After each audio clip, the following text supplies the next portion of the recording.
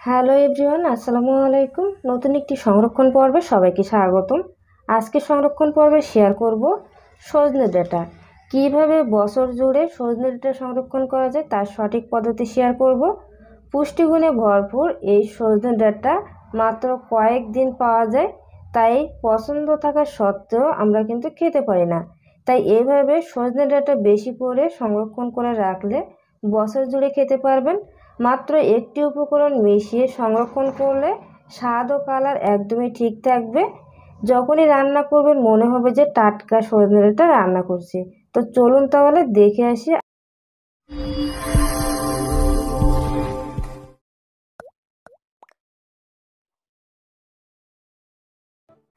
এখানে আমি 1 কেজি পরিমাণ সজনে ডাঁটা নিয়ে নিলাম। এই ডাঁটাগুলো কিন্তু অনেকটাই মোটা, দেখে মনে হচ্ছে অল্প, বাট এটা যেহেতু মোটা সাইজের, এখানে কিন্তু 1 কেজি পরিমাণ ডাঁটা আছে।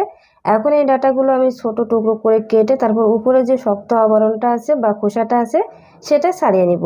আপনারা চাইলে কিন্তু বটি দিয়েও করতে পারেন বা ছুরি দিয়েও কাটতে পারেন, তবে বটি দিয়ে কাটলে খুব সহজে এই উপরে খোসাটা ছাড়িয়ে নেওয়া যায়। তো এভাবে করে সবগুলো খোসা ছাড়িয়ে নিব। একটু সময় লাগলেও কিন্তু খুব ভালোভাবে এটা কেটে পরিষ্কার করে নিতে হবে।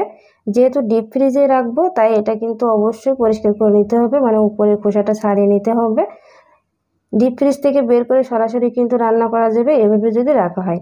আর আজকে আমি যে পদ্ধতিতে শেয়ার করবো এভাবে যদি রাখেন তাহলে স্বাদ এবং কালার একদমই ঠিক থাকবে। রান্নার পরে মনে হবে যে টাটকা যে সজনে ডাঁটা রান্না করার পর যেমন লাগে ঠিক তেমনটিই লাগবে।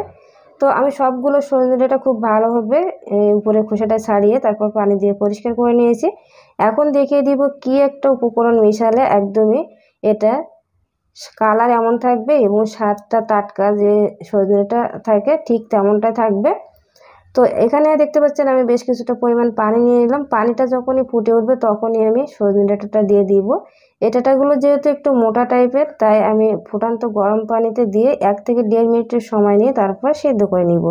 আপনাদের এই সজনে ডাঁটার সাইজটা যদি চিকন হয় সেক্ষেত্রে কিন্তু ফুটান্ত গরম পানিতে 1 মিনিটের বেশি রাখবেন না, জাস্ট দিয়ে 1 মিনিট রেখে এটা উঠিয়ে নিতে হবে। তো আমি 1.5 মিনিটের মতো রেখে তারপর এখানে আমি হাফ টেবিল চামচের মতো চিনি দিয়ে দিলাম। অবশ্যই এই কাজটা করতে হবে, চিনিটা দিলে কিন্তু কালার এবং স্বাদ একদমই অটুট থাকবে। তো আমি চিনিটা দিয়ে খুব ভালোভাবে মিশিয়ে আরও হাফ মিনিটের মতো, মোট 2 মিনিটের মতো আমি রেখে দিয়েছি।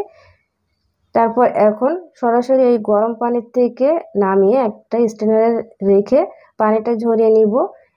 পানিটা কিন্তু অবশ্যই ঝরিয়ে নিতে হবে, তা না হলে কিন্তু এটা আরও কুক হয়ে যাবে। আমার যেহেতু মোটা ডাঁটা ছিল এই জন্য কিন্তু আমি 2 মিনিট জাল করে নিয়েছি। চিকন ডাঁটা হলে কিন্তু অবশ্যই 1 মিনিটের বেশি জাল করবে না, তাহলে কিন্তু এটা সিদ্ধ হয়ে যাবে। খুব বেশি কিন্তু সিদ্ধ করা যাবে না, জাস্ট 50%-এর মতো সিদ্ধ করে এটাকে নামিয়ে নিতে হবে। মোট আমি এটাকে 2 মিনিট রান্না করে নিয়েছি 50%-এর মতো। তারপর একটা স্ট্রেনারে ঢেলে গরম পানিটা ফেলে দিব এবং এটাকে ছড়িয়ে ফ্যানের নিচে রেখে দিব, তাহলে কিন্তু আর বেশি কুক হতে পারবে না। তো এটা ঠান্ডা হওয়ার পরে ফিরে আসবো। আপনারা চাইলে কিন্তু এমনি রেখে দিতে পারেন, এমনিতেই কিন্তু এটা ঠান্ডা হয়ে যাবে। তো ঠান্ডা হয়ে যাওয়ার পরে কিন্তু কালারটা কিছুটা একটু চেঞ্জ হয়ে আসবে, তবে এভাবে যদি আপনারা সংরক্ষণ করেন তাহলে রান্না করার পরেও কিন্তু এটা শক্ত হয়ে যাবে না। একদমই কিন্তু টাটকা রান্না করার পরে যেমন সিদ্ধ হয় তেমনটি সিদ্ধ হবে। তো খুব ভালোভাবে ঠান্ডা করে নিয়ে আমি একটা এয়ারটাইট বক্সে রেখে দিব।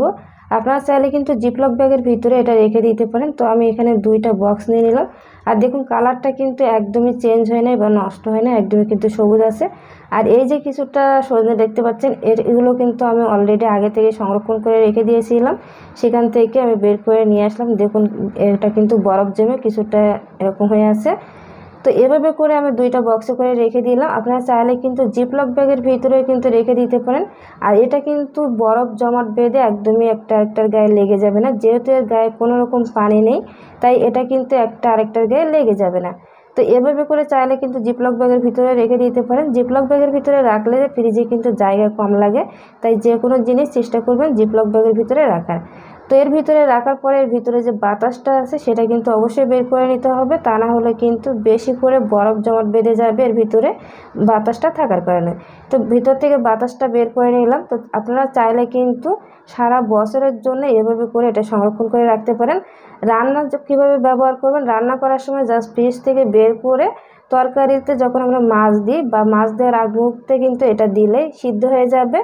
মানে রান্না অর্ধেক হওয়ার পরে এটা দিয়ে দিবেন, বা সাথে সাথে দিলে হয়, তবে যেহেতু এটা 50% সিদ্ধ করা আছে তাই কিন্তু সাথে সাথে না দিয়ে রান্নার 50% হওয়ার পরে লাস্টের দিকে দিলে হবে। তো আবার ডিপ ফ্রিজ থেকে বের করে একটু দেখিয়ে দিলাম কালারটা কেমন আছে, আর আবারও ভেতর থেকে বাতাসটা বের করে তারপর ডিপ ফ্রিজে রেখে দিব। তো ভিডিওটি ভালো লাগলে লাইক করুন। আসসালামু আলাইকুম।